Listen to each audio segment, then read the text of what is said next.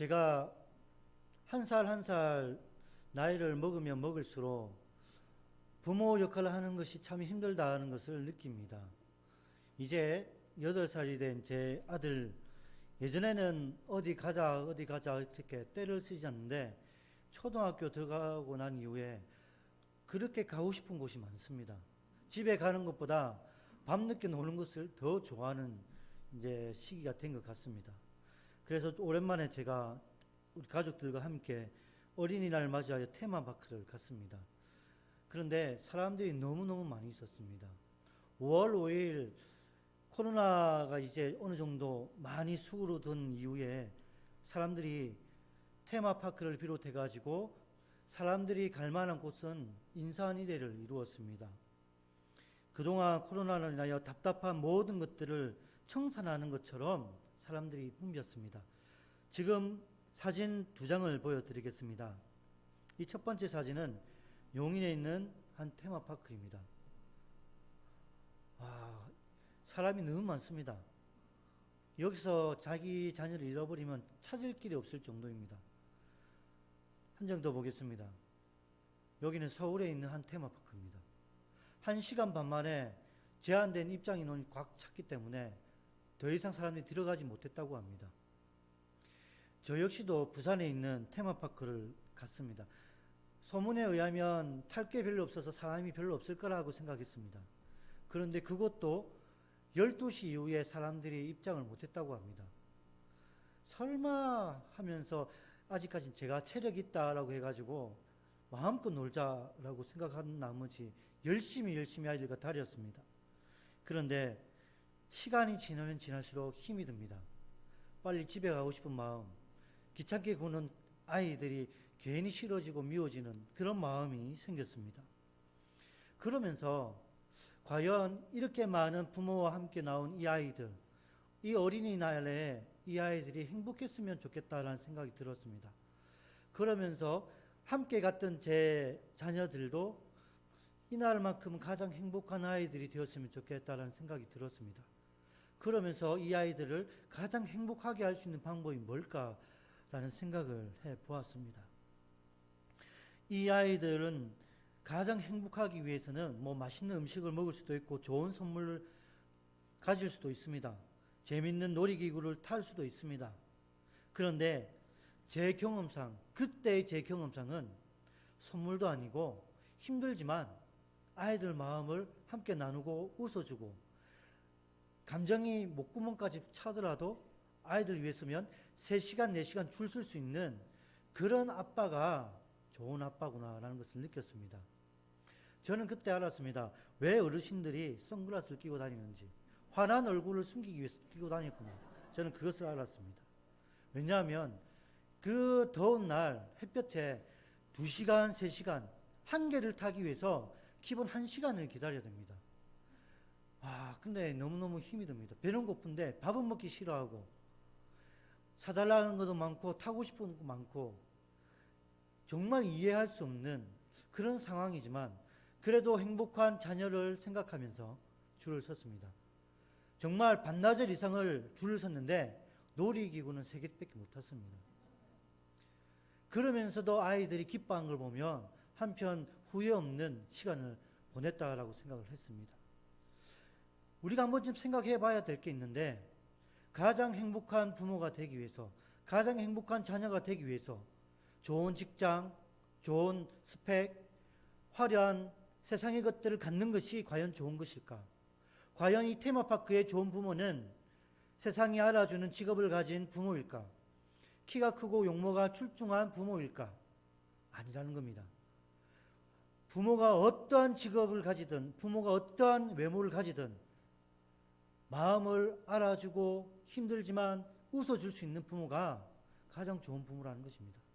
좋은 자녀도 그렇습니다. 우리 신앙생활을 할 때도 동일합니다. 좋은 신앙관, 좋은 성도는 바로 하나님의 마음을 알아주는 사람, 하나님이 원하시는 신앙을 살아가는 사람, 이 사람이 정말 좋은 신앙을 가진 사람입니다. 하나님이 원하신다면 하나님 때문에 기뻐할 수 있고 헌신할 수 있고 내 것을 내려놓을 수 있는 이러한 신앙을 가진 사람이 하나님이 기뻐하는 삶입니다. 그래서 저는 오늘 본문 말씀을 가지고 하나님께서 찾으시는 그 한 사람이 누구인지, 그 한 사람을 통해 하나님이 원하시는 삶을 무엇인지 한번 살펴보고자 합니다. 오늘 본문이 기록된 예레미야서의 핵심은 회개하지 않는 민족에게 내릴 하나님의 심판을 말씀하고 그리고 회개를 촉구하는 내용입니다. 자신의 죄가 무엇인지도 알지 못하는 남유다의 상황, 그 사람들에게 하나님은 끊임없이 선지자를 보냈습니다. 동시에 남유다에는 거짓 선지자들도 있었습니다. 안타까운 것은 남유다의 백성들이 거짓 선지자들의 말은 열심히 듣습니다. 경청합니다. 그리고 호응을 해줍니다. 하지만 참 선지자는 아무리 하나님의 말씀이라고 정말 간절하게 외쳐도 저들의 말씀을 외면합니다. 예레미야 역시 하나님의 말씀을 선포합니다. 그러다가 부르짖기도 하고 그러다가 오해를 받기도 하고 나중에는 고통을 당하기도 합니다. 이것이 멸망을 앞둔 남유다의 상황이었습니다. 예레미야 선지자는 요시야 왕 이후에 약 40년 동안 선지자 사역을 했습니다. 요시야 왕 이후에 많은 왕들이 있었지만 그 왕들은 바벨론에 의해 멸망할 때까지 좋은 왕이 없었습니다. 하나님이 보시기에 악한 왕들 뿐이었습니다. 이것이 당시 선지자가 생활했던 삶의 모습입니다. 남유다의 백성들은 자신의 잘못이 무엇인지조차도 깨닫지 못하고 하나님의 말씀조차도 무시했던 사람들입니다. 어찌 보면 하나님의 말씀이 소기의 경읽기였습니다. 하나님의 말씀을 거부하고 있는 것입니다. 그러다가 선지자 예레미야는 환상을 보게 됩니다. 유다의 심판과 멸망을 당하는 환상을 봅니다. 충격적이었지만 너무나 생생합니다. 그리고 그 환상에 깨고 난 이후 하나님께서 오늘 본문에 나와 있는 이 말씀을 하십니다. 하나님이 원하시는 그 한 사람을 찾으라는 것입니다. 하나님이 원하시는 삶, 하나님이 원하시는 그 한 사람을 너희들이 예루살렘에서 찾아라고 합니다. 하지만 그 사람을 찾기에는 불가능합니다. 왜냐하면 2절 말씀에 나와 있는 것처럼 여호와의 살아계심을 두고 명사하는 사람이 있다 하더라도 그 사람은 거짓말하기 때문입니다. 하나님은 알고 계셨습니다. 예루살렘 성 안에 하나님이 찾으실 만한 사람이 한 사람도 없다는 것을 하나님은 이미 알고 계셨던 것입니다. 그럼에도 불구하고 하나님은 찾으라고 합니다. 저는 이 말씀을 통해 너무너무 비참함을 느낍니다. 없는 것을 찾으라. 하나님은 이미 너희들은 끝났다는 것을 말씀하고 있는 것입니다. 너희들은 심판을 앞두고 있다는 것을 말씀하고 있다는 것입니다. 이제는 더 이상 관대함이 없다는 것입니다. 모든 것이 끝났다는 것을 하나님께서 말씀하고 있는 그 상황 가운데에 과연 하나님이 찾으시려고 했던 그 사람은 누구였을까요? 하나님이 찾으려고 했던 그 사람은 정의를 행하고 진리를 구하는 한 사람이라고 했습니다. 정의를 행하고 진리를 구하는 한 사람. 당시에 아무리 남유다가 타락했다 하더라도 백성들은 예배를 드렸습니다. 제사를 드렸고요. 종교적인 의식을 그대로 행했습니다. 겉으로 보기에는 열심히 예배드리는 모습도 있었습니다.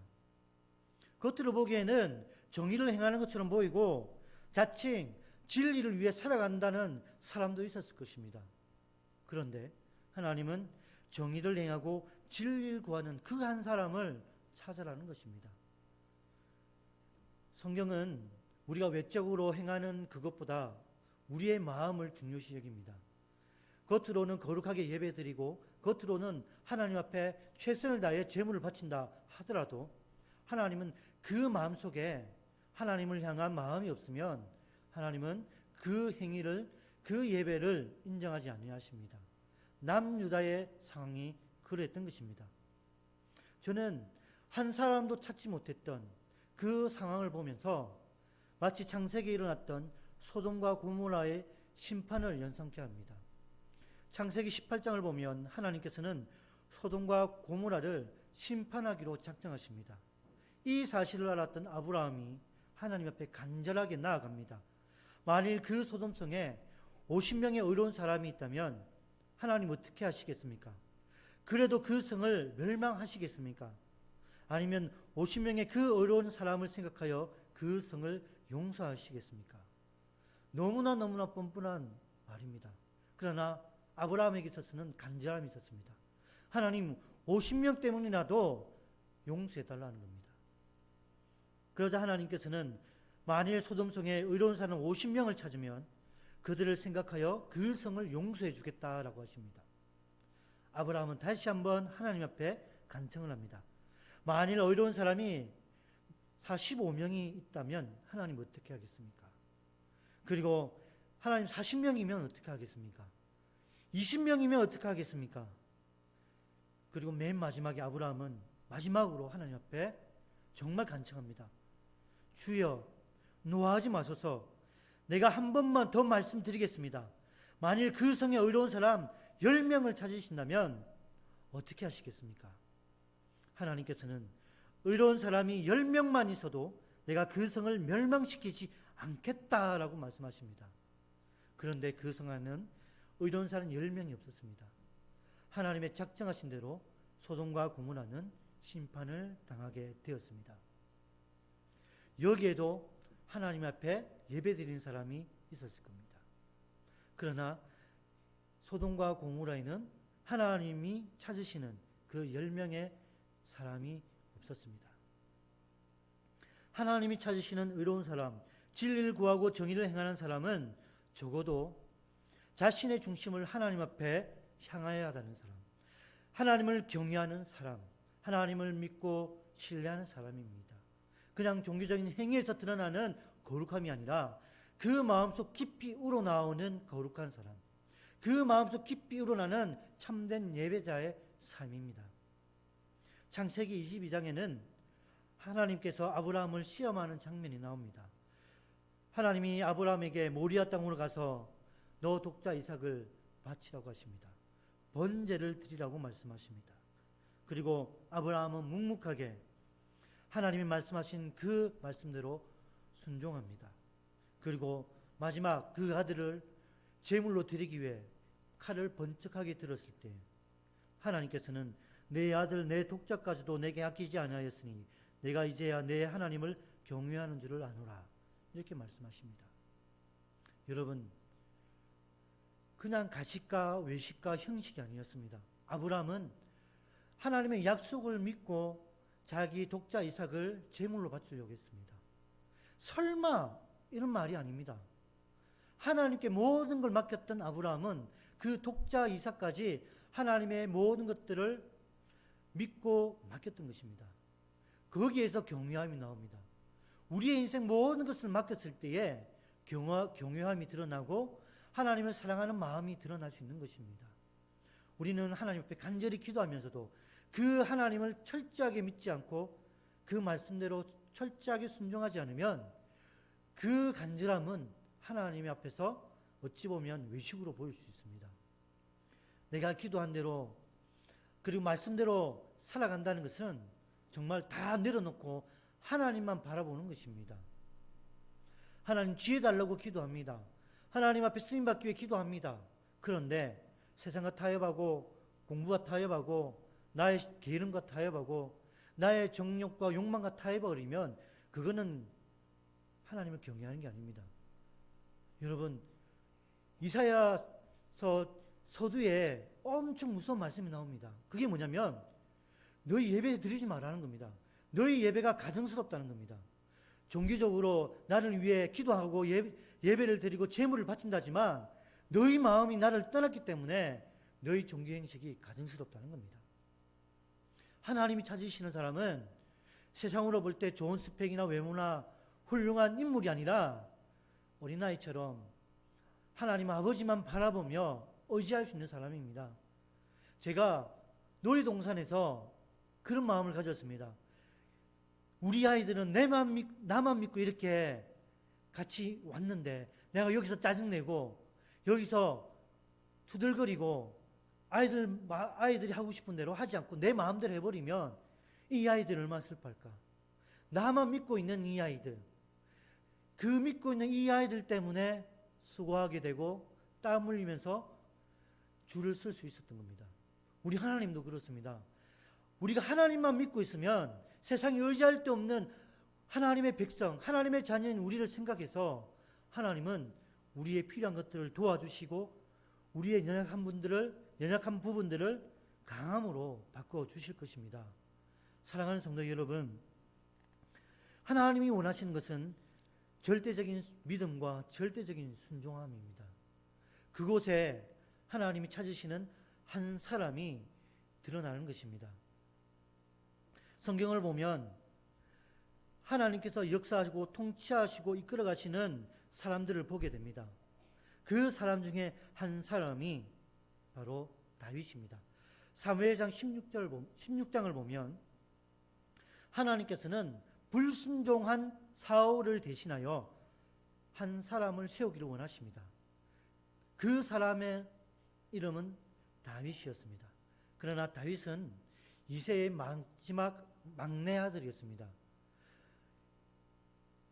사무엘이 이새의 집에 방문했을 때에 다른 아이들은 다 보여줍니다. 하지만 다윗은 어떻게 했습니까? 사무엘이 집에 왔을 때에 목동 역할을 하고 있었습니다. 그런 다윗이었습니다. 그리고 사무엘이 이새의 첫째 아들 엘리압을 보면서 이 사람이야말로 여호와께서 택하신 자구나 라고 생각을 했습니다. 이제 이 사람에게 기름을 부으면 되겠다 라고 생각했습니다. 그때 하나님께서 용모와 신장을 보고 사람을 판단하지 마라. 이 사람은 내가 말하는 자가 아니다. 내가 보는 것은 사람이 보는 관점과 다르다. 사람은 외모를 보거니와 나 여호와는 중심을 본다라고 말씀하십니다. 중심을 보신 하나님, 그 아버지가 그 아들조차도 손님이 왔을 때 외면했던 그 아들을 하나님 찾으셨던 것입니다. 마지막 그 아들을 보면서 하나님은 내가 찾는 사람이 바로 이 아들이다 라고 말씀하십니다. 사도행전은 이 다윗을 뭐라고 하십니까? 내가 이새의 아들 다윗을 만나니 내 마음에 맞는 사람이다. 내 뜻을 다 이루리라. 이렇게 말씀하십니다. 여기서 우리는 아주 중요한 성경의 진리 하나를 얻을 수 있습니다. 하나님은 하나님을 찾으시는 그 한 사람을 통해 일하신다는 사실입니다. 하나님은 찾으시는 그 한 사람을 통해 하나님의 구속력자를 이끌어 가셨습니다. 그리고 그 한 사람을 통해 일하고 계십니다. 그 한 사람을 통해 앞으로도 이 세상을 통치하실 것입니다. 저와 여러분이 하나님이 찾으시는 그 한 사람이 되어야 되고 우리 교회가 하나님이 찾으시는 그 교회가 되어야 됩니다. 그 교회는 작아도 충분히 하나님이 찾으시는 교회가 될 수 있고 그 교회 안에 구성원이 아무런 존재감 없는 그냥 일반적인 사람이 모였다 하더라도 하나님이 찾으시는 그 교회, 그 성도가 될 수가 있습니다. 우리의 중심이 어린아이처럼 하나님만 향하고 있을 때에 하나님을 두려워하고 하나님을 사랑하는 마음이 있을 때에 하나님은 그 성도 한 사람, 그 교회를 통하여 이 어두운 땅을 밝게 해주시며 하나님의 놀라운 역사들을 이끌어 가실 것입니다. 그러나 남유다에는 그러한 한 사람이 없었습니다. 그러한 한 사람이 있었으면 하나님께서는 그 한 사람 한 사람을 통하여 이 세상을 바꾸어 나가셨을 겁니다. 그리고 먼 훗날 하나님이 원하시는 그 한 사람의 모형이 이 땅에 오십니다. 그 사람은 바로 예수 그리스도였습니다. 예수님을 통해 우리는 그 하나님이 찾으시는 그 한 사람이 어떻게 살아야 되는지 보여주고 계십니다. 말씀대로 사역하셨고 그 말씀대로 십자가에 달려 죽으셨고 그 말씀대로 모든 것을 내려놓았던 그 예수님처럼 우리가 내 것을 내려놓을 수 있고 하나님만 바라볼 수 있는 그런 신앙이 되었을 때 하나님은 우리에게 축복하고 은혜를 베풀어 주실 것입니다. 하나님께서는 이사야 선지자를 통하여 비록 자신의 죄를 알지 못하는 그 남유다의 백성들, 그 백성들에 대한 회복의 말씀을 허락해 주십니다. 이사야 60장 15절의 말씀을 보면 아주 놀라운 말씀을 하고 계십니다. 15절에는 전에는 내가 버림을 당하며 미움을 당하였으므로 내게로 가는 자가 없었으나 이제는 내가 너를 영원한 아름다움과 대대의 기쁨이 되게 하나니 19절에는 다시는 낮의 해가 내 빛이 되지 아니하며 달도 내게 빛을 비추지 아니할 것이요 오직 여호와가 내게 영원한 빛이 되며 내 하나님이 내 영광이 되리니.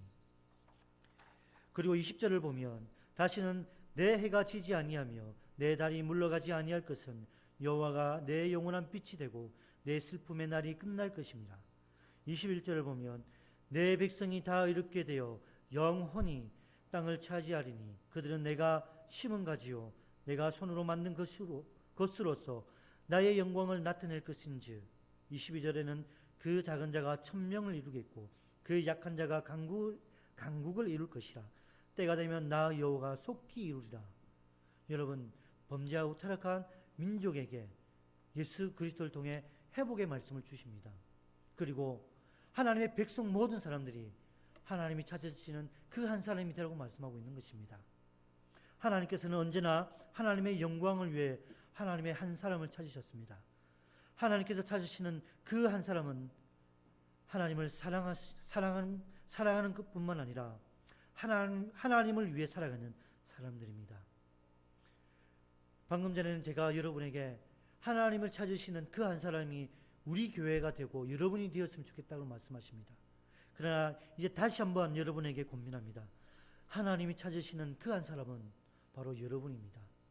비록 여러분이 실수를 하고 넘어지지만 하나님은 여러분이 회복하여 하나님을 찾으시는 그 한 사람이 회복되어지기를 원합니다.